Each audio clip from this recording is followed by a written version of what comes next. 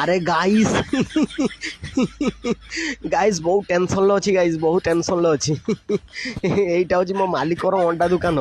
ଆଉ ମାଲିକ ମୋତେ ଜଗେଇ ଦେଇକି ଯାଇଛି, କହିଛି ଗୋଟେ ବି ଯଦି ଅଣ୍ଡା କମ୍ ହେବ, କେହି ଯଦି ଚୁରି କରିଥିବ ତ ଅଣ୍ଡା କାଟିକି ଚଟଣି କରିକି ପଖାଳ ଦେଇକି ଖାଇଦେମି।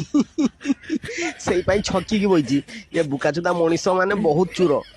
ଯଦି କେହି ଆସିକି ଗାଣ୍ଡି ବସ୍ତାନି କରିକି ଆସିଲା ଅଣ୍ଡା ଚୁରି କରିବା ପାଇଁ, ପାଳ ଡେଇଁ ପଡ଼ିକି ତା ପେଳ ଫେଳ ଚିରିଦେମି, ଏକାଥରେ ଚିରିଦେମି, ଗାଣ୍ଡି ମରେଇବ। ଜାଣିନି ସିଏ ମୁଁ ବହୁତ ଖତରନାକ, ବାଘର ମାଉସୀ ବିଲେଇ ମୁଁ। ସେଇପାଇଁ ଏଠି ଚକିକି ବଇଛି। ମୋ ନାଁ ହେଉଛି ବିଲେଇ। ଡେଇଁ ପଡ଼ିକି ପେଳ ଚିରିଦେମି, ପଡ଼ିଥିବ ଗାଣ୍ଡି ମେଲେଇ।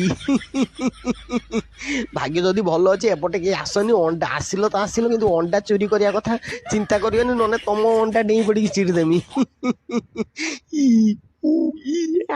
ମ୍ୟାଉ।